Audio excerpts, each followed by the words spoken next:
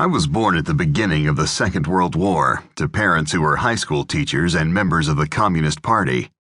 They called themselves progressives and were believers in social justice. The movement to which they belonged was dedicated to the destruction of their country, although they would never have looked at it that way, and so-called liberals would still be the first to deny it. In those days, American schools were old-fashioned enough that my parents did not use their classrooms to indoctrinate students in their radical politics and anti-American agendas, as tens of thousands of university professors and K-12 teachers do today.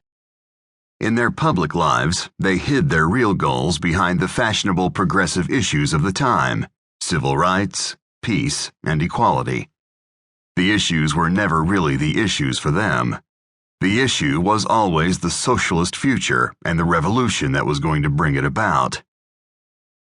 A crucial fact for understanding the current political situation is that the cause to which my parents were dedicated and the conspiracy to which they belonged have steadily migrated to the heart of the Democratic Party.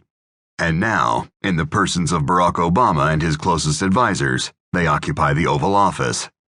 Obama, his chief political operative Valerie Jarrett, and his chief political strategist, David Axelrod, were all raised and trained in the same communist progressive left as I was, and all have remained heart and soul a part of it. I can say this with the confidence of someone who turned his back on that destructive movement. If someone has supported an idea or movement that he comes to see as destructive, the first thing he will want to do when he abandons it is to repudiate it and warn others against it. If he does not do that, it is apparent that he has not left the movement or abandoned the idea, but has just put another face on the same destructive goals.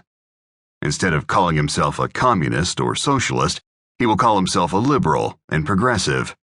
In fact, as I have just noted, this camouflage is very old. As a young man, I never heard my parents or their Communist Party friends refer to themselves as communists. They were progressives.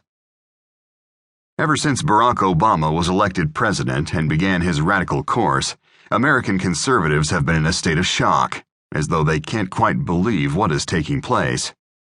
Until Obama began implementing his agenda and revealing his methods, conservatives regularly colluded in the illusion that unrepentant radicals and dedicated socialists and intolerant progressives were simply liberals. What is liberal about progressives except their attitudes towards sex, drugs, and America's adversaries? Today, the progressive juggernaut is systematically bankrupting the nation and undoing its constitutional arrangements, beginning with the determination to ram through the most comprehensive, invasive, and coercive legislation in the nation's history.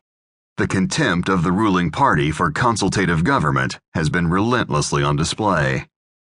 During the impasse leading to a government shutdown, the Senate Majority Leader, Harry Reid, defended his refusal to negotiate with Republicans in these words: "We are here to support the federal government. That's our job." Forget about representing the people. Forget what America is about. Democrats have steadily moved the country in the direction of a one-party state. If you have transformed the taxing agency of the government into a political weapon, and Obama has, if you're setting up a massive government program to collect the financial and health information of every citizen and control his access to care, and if you have in place a spy agency that can monitor the communications of every citizen, you don't really need a secret police to destroy your political opponents. You already have the means to do it.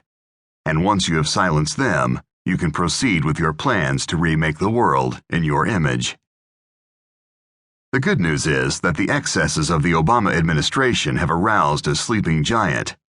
For the first time since the Cold War, ordinary Americans, who didn't see this coming and couldn't imagine that it would, are calling socialists by their right name, and conservatives are finally organizing the grassroots to defend their freedom. Thanks to the Tea Parties, congressional leaders have emerged who are willing to stand up to the intimidating tactics of